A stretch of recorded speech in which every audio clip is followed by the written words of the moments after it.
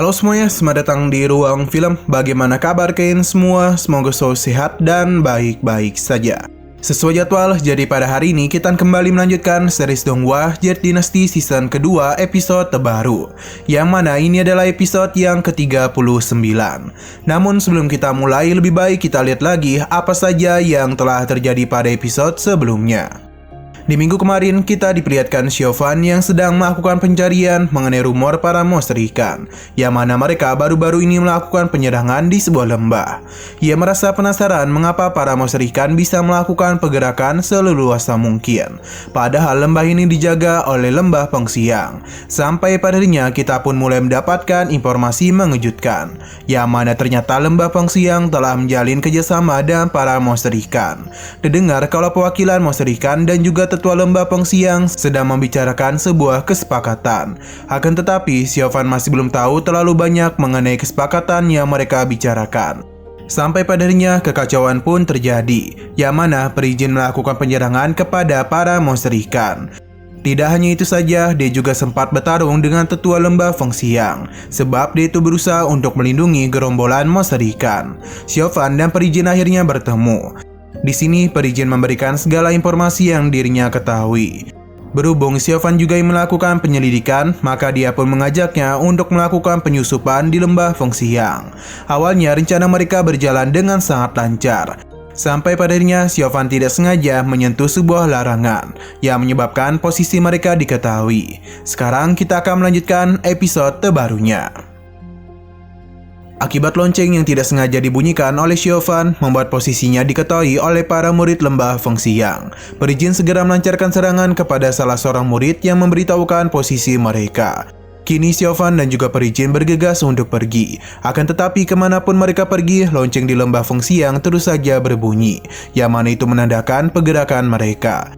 Siobhan menduga kalau lonceng itu memiliki mata, karena entah bagaimana caranya lonceng itu terus mengetahui keberadaan mereka. Para murid lembah Fengxiang berbondong-bondong melakukan pengejaran, bahkan terlihat ada begitu banyak murid yang berkumpul. Lidi dan juga Yan Hong tidak ketinggalan untuk mengejar mereka. Siobhan dan juga perizin terus saja berlari, bahkan mereka itu mencoba lari ke atas bukit.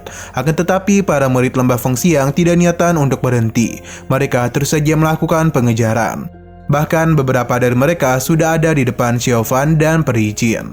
Akan tetapi semua itu masih belum mampu untuk menghentikan mereka. Apalagi kekuatan perizin dan Siobhan ini sangatlah kuat. Alhasil para kroco dari lembah Fengxiang tidak akan mungkin bisa menghentikan pergerakan mereka. Namun meskipun begitu, Siobhan dan perizin akan kelelahan jika harus terus bertarung dengan para murid lembah Fengxiang, yang mana jumlah mereka sangatlah banyak. Sedangkan mereka hanya berdua saja, tentu stamina mereka ini akan terkuras sangat banyak. Jadi karena itulah Siobhan dan perizin berusaha menghindari pertarungan seminimal mungkin, karena mereka tahu kalau untuk pergi dari tempat ini tidak akan semudah yang mereka pikirkan.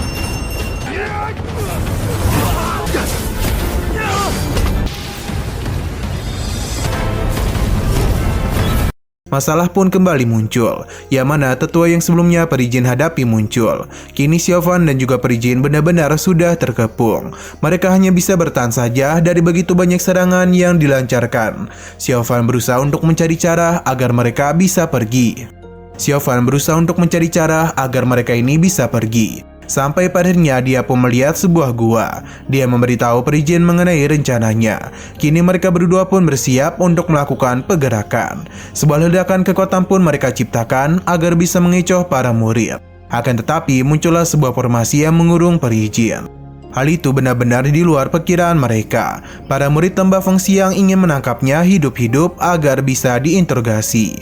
Perizin benar-benar berada di posisi yang tidak diuntungkan, karena rantai pengikat berusaha untuk menangkapnya. Selain itu pergerakannya juga dibatasi oleh formasi itu.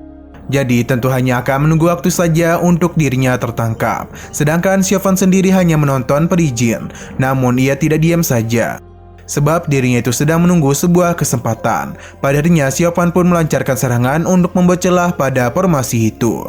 Melihat retakan ini, perizin pun segera melakukan pergerakan, dan padanya ia pun berhasil keluar dari formasi itu. Selain itu dia juga bergegas pergi dari tempat ini, yang membuat Lidi dan yang lainnya benar-benar merasa sangat kesal.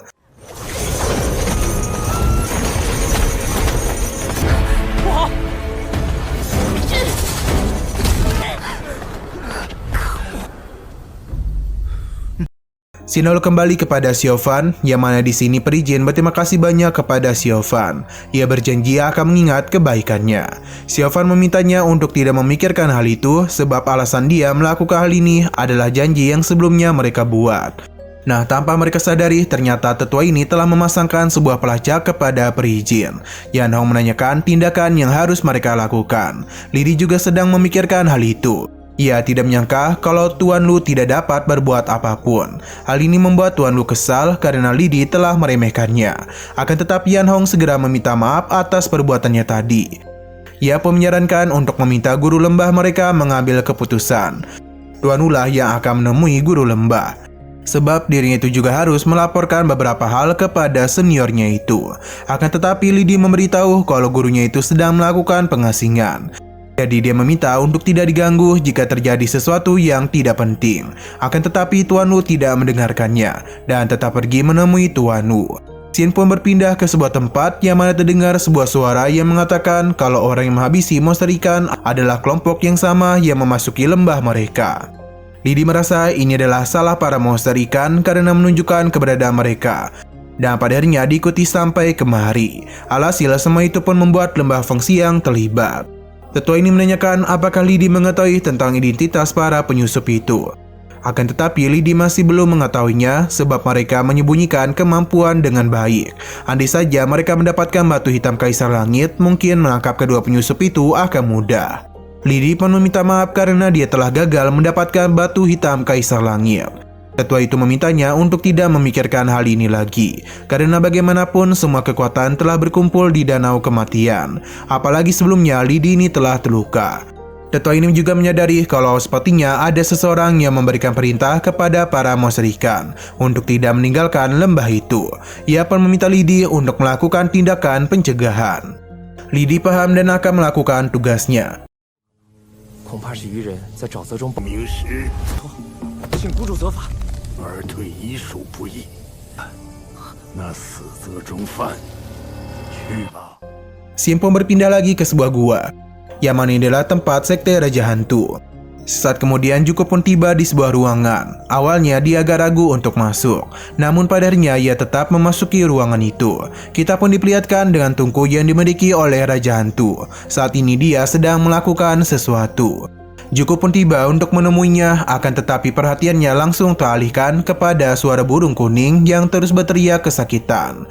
Entah apa yang terjadi, namun terlihat ada seorang tetua yang kemungkinan besar sedang melakukan penyerapan pada kekuatan burung kuning. Penyerapan pun terus saja dia lakukan. Bahkan tungku tadi langsung menimpa burung kuning. Ini tidak berhenti sampai di situ saja, sebab Raja Hantu mulai menyerang burung kuning yang membuat dia kehilangan kesadarannya. Darah dari burung kuning pun mulai dimasukkan ke dalam tungku.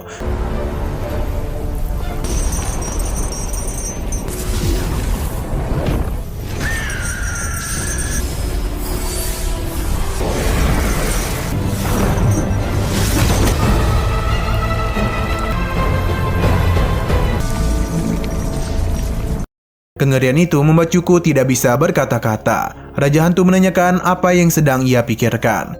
Yang mana Juko menganggap kalau rencana Raja Hantu sangatlah hebat. Ternyata saat ini dirinya itu sedang menyiapkan formasi darah 4 roh. Akan tetapi ini baru setengah tahap saja. Selama mereka bisa menemukan 2 makhluk spiritual lainnya, maka Raja Hantu yakin kalau sektenya akan segera mendominasi dunia.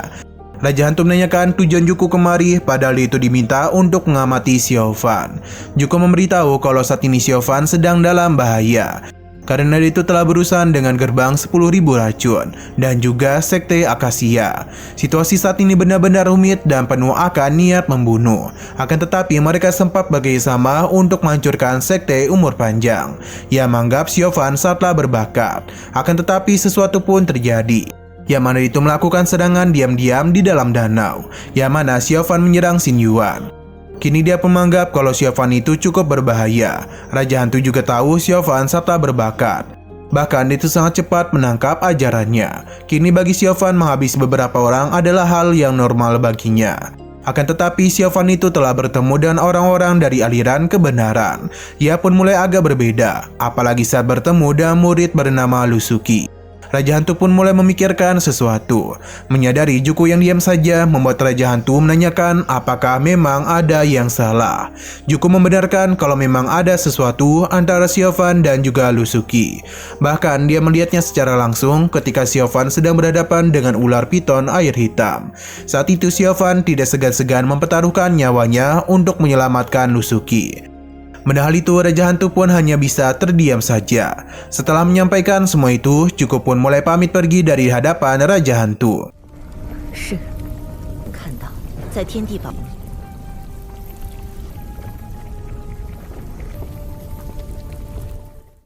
Sinol kembali ke lembah Fengxiang yang mana para murid sudah dikumpulkan oleh Tetua Lu. Sebenarnya Lidi sudah memberikan larangan untuk tidak meninggalkan sekte. Akan tetapi Tuan Lu tidak niatan untuk membiarkan dua penyusup itu pergi. Sebab jika tidak, dirinya itu akan kehilangan muka dan juga tidak akan bisa mendapatkan pijakan di lembah Fengxiang. Tuan Lu memberitahu kalau dia mengetahui posisi dua penyusup. Jadi dia meminta para muridnya untuk segera bergerak mengejar mereka. Kembali kepada Siofan, yang mana saat ini mereka sedang beristirahat. Akan tetapi Siofan selalu berhati-hati dalam 3 hari ini, karena bisa saja mereka dikejar. Perijin tahu kalau Siofan sedang memikirkan tentang ritual aneh tadi. Siofan membenarkan hal itu sebab lembah Fengxiang adalah salah satu dari 3 sekte utama kebenaran. Jadi tentu ini tidaklah sesederhana pikiran mereka.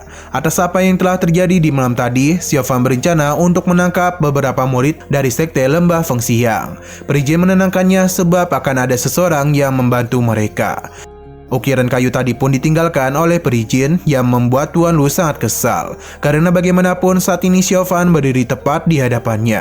Ketika melakukan pergerakan, saat juga Perijin pun memulai rencananya. Sedangkan untuk Siofan sendiri sedang berhadapan dengan Tuan Lu dan para murid sekte lembah Fengxiang. Bisa terlihat kalau saat ini Siofan tidaklah memberikan serangan kepada mereka. Dia justru terus melarikan diri dari kejaran orang-orang ini. Sampai pada akhirnya ia pun tiba di sebuah gua dan langsung melancarkan serangan kepada mereka.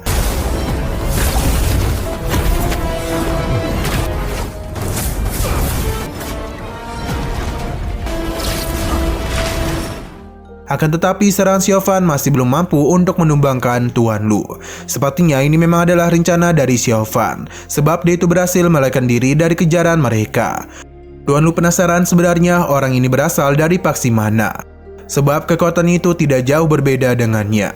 Akhirnya Tuan Lu baru sadar kalau ada yang telah hilang dari salah satu muridnya. Dia pun kembali untuk melakukan pencarian. Akan tetapi semua itu sudah terlambat. Mereka hanya melihat sebuah tulisan yang berterima kasih kepadanya karena telah meninggalkan harta karun untuk mereka. Tuan Lu pun menjadi sangat marah karena malah ditipu seperti ini.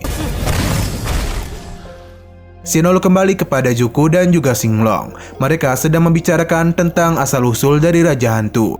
Akan tetapi Singlong juga tidak mengetahui hal ini, sebab ketua sekte mereka tidak pernah membicarakan mengenai masa lalunya. Singlong meminta untuk tidak membicarakan hal itu sebab mereka harus membantu ketua sekte dalam menyelesaikan Pulau Cauldron. Hanya karena prestasi itulah formasi darah 4 roh menjadi seperti sekarang. Juku masih kepikiran dengan kejadian sebelumnya. Andai saja Biao masih di sini, mungkin Raja Hantu tidak akan melakukan tindakan itu. Mereka tahu kalau Siofan sedang melakukan perjalanan, dan mereka berharap kalau ada sebuah keajaiban yang dia bawa. Nah, kita lalu dibawa ke sebuah pilar lembah Fengxiang. Entah apa yang berada di dalam sana, karena kita hanya mendengar sebuah teriakan saja.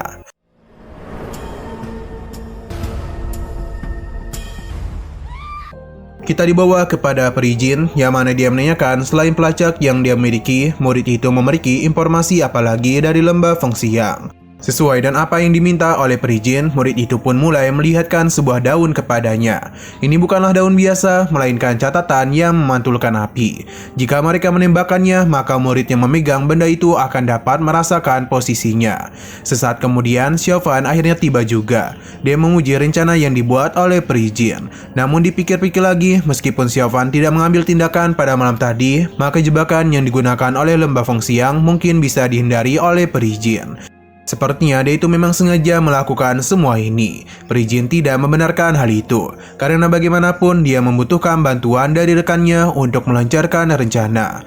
Tanpa menggabungkan kekuatan, gadis kecil sepertinya tidak akan mungkin bisa sampai sejauh ini. 能感应到他的位置，好一招将计就计啊！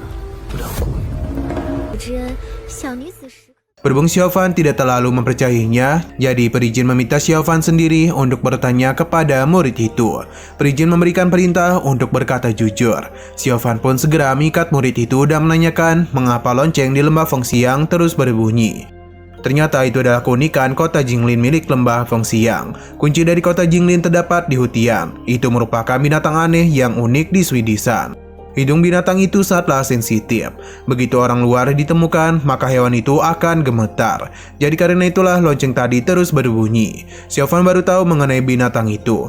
Ia pun menanyakan asal metode demosifikasi di lembah Fengxiang. Sayangnya murid itu tidak tahu.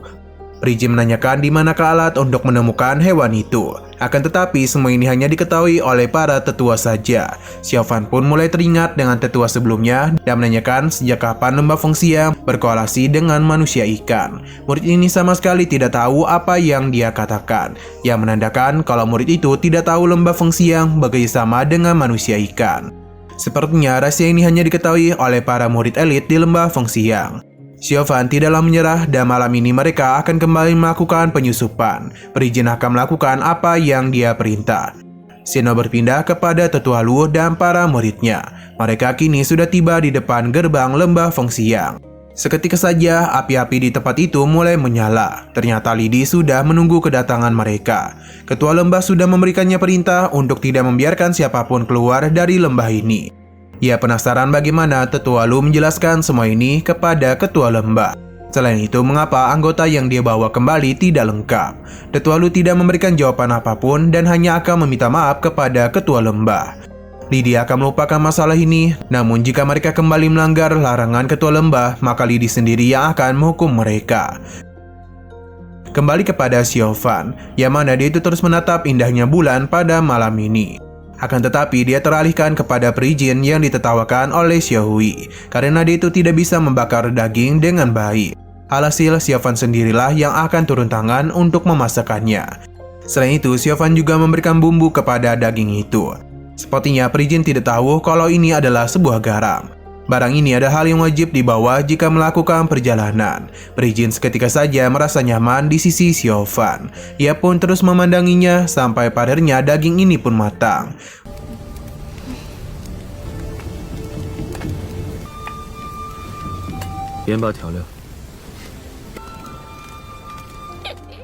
Perijin curiga kalau ini telah diracuni.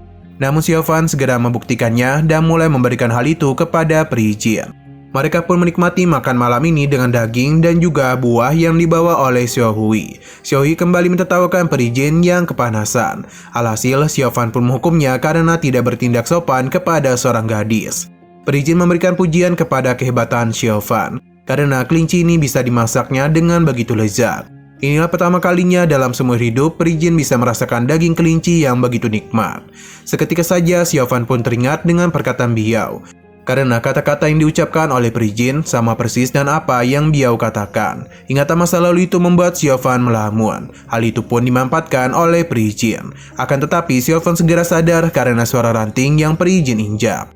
Ia pun menanyakan mengapa wajah Xiaofan nampak begitu pucat. Akan tetapi Xiaofan tidak memberitahukan apapun kepadanya. Ini tentu membuat Perijin khawatir. Nasa juga Xiaohui pun memberitahu mereka kalau telah terjadi sesuatu di luar. Alhasil Xiaofan dan Perijin pun keluar dari tempat persembunyian mereka, yang mana di sini terdengar sebuah suara yang sepertinya merupakan suara peributan. Perijin merasa kalau Xiaofan dan Raja Hantu sedang bertengkar. Karena entah kenapa, ketua sekte Raja Hantu tidak mendengarkan perintah dari Xiaofan. Sepertinya dia itu telah mengambil tindakan gegabah yang membuat Raja Hantu marah. Xiaofan tidak membenarkan hal itu. Perijin yang berasal dari sekte Akasia seharusnya tahu apa yang telah terjadi. Di sini, Perijin pun mengajak Xiaofan untuk ikut bersenang-senang dalam pertarungan itu. Akan tetapi Xiaofan tidak tertarik dan memilih untuk pergi. Ternyata keributan itu berasal dari manusia ikan dan para murid lembah Fengxiang. Mereka memberitahu kalau ada larangan yang sedang diterapkan di lembah. Jadi jika mereka berani bertindak, maka hukuman mati akan diterapkan. Perijin yang melihat hal itu akan menyerang para manusia ikan agar suasana menjadi kacau. Dan akibat tindakannya itu, pertarungan pun akhirnya dimulai juga antara para manusia ikan dan para murid lembah Feng Xiang. Salah satu dari para murid meminta untuk tidak menghabisi manusia ikan.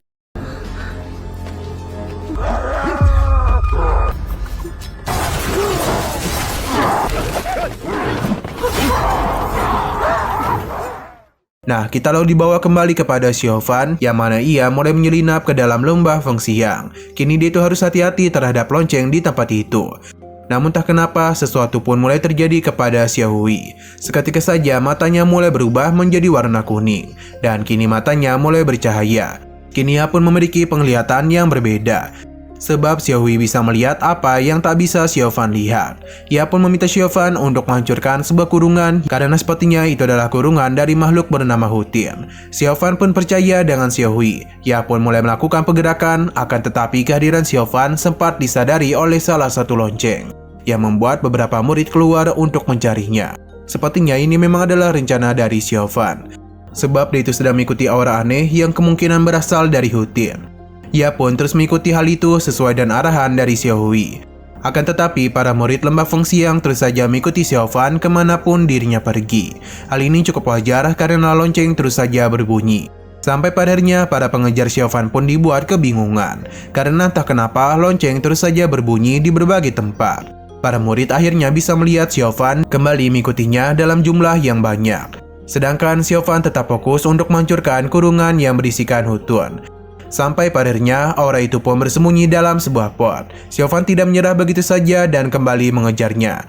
Akan tetapi, aura ini kembali pergi dan para murid lembah Feng Xiang pun tiba di tempat itu. Mereka merasa kalau Xiao Fan sudah terkepung. Akan tetapi, yang berada di dalam jubah itu bukanlah Xiao Fan, melainkan Xiao Hui.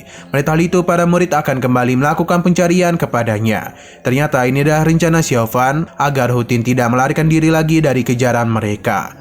Akhirnya Xiao Fan pun menemukan Hutin yang merupakan makhluk unik.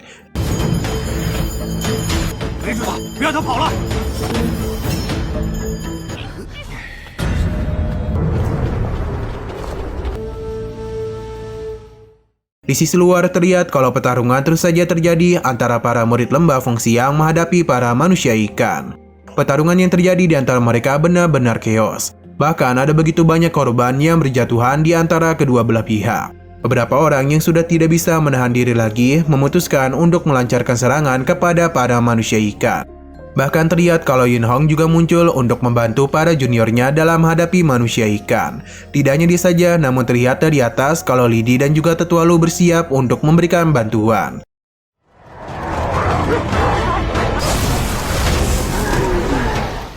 Akan tetapi, Li Di tidak mau menghabisi para manusia ikan dan hanya memisahkan mereka saja.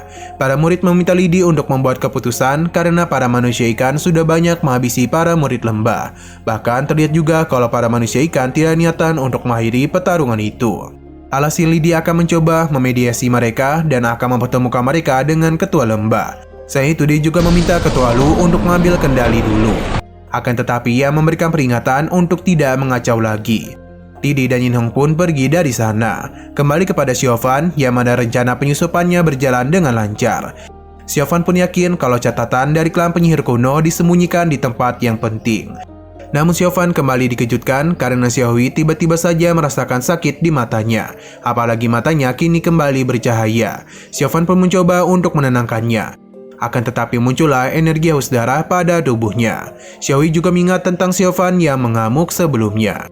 Xiao Fan menggunakan kekuatan taunya untuk menenangkan Xiao Hui. Untung saja semua itu berjalan dengan lancar, dan Xiao Hui pun kembali tenang dan tertidur di pundak Xiao Fan.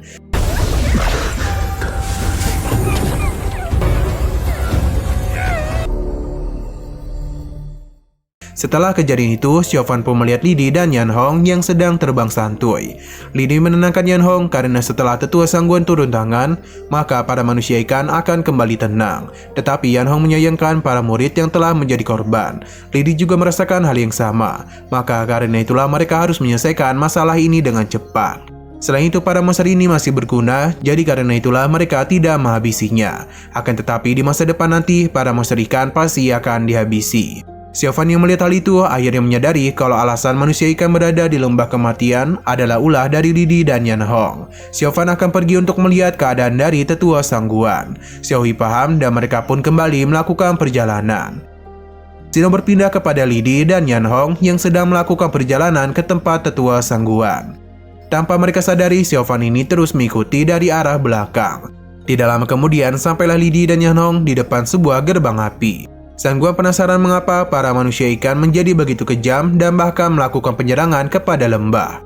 Li Di memberitahu kalau Tetua Lu dan juga salah satu tetua dari manusia ikan telah diserang oleh seorang master. Akan tetapi sampai saat ini Li Di belum tahu siapa pelakunya. Sangguan tentu kesal, akan tetapi Yan Hong memberitahu kalau pelakunya sangatlah licik.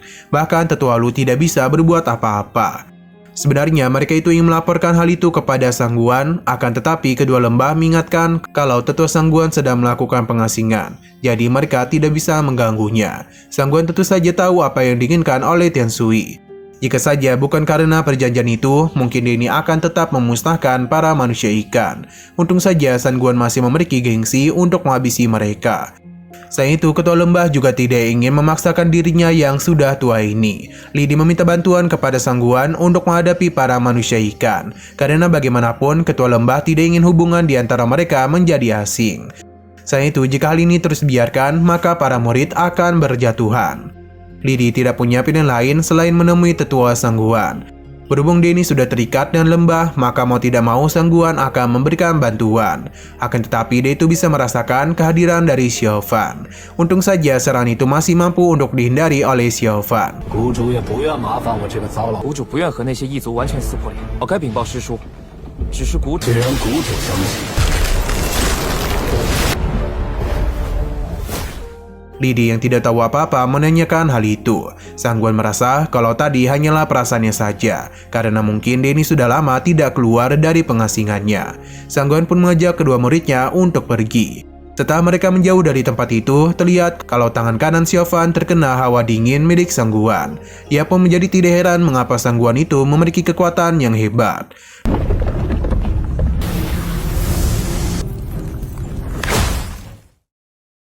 Nah, sayang sekali lagi seru-serunya, episodenya malah bersambung. Oke, sekian dulu pada video kali ini. Untuk video selanjutnya akan segera hadir. Jadi bagi kalian yang ingin mengikuti series ini, langsung saja klik subscribe dan aktifkan loncengnya. Terima kasih yang sudah menonton video sampai habis.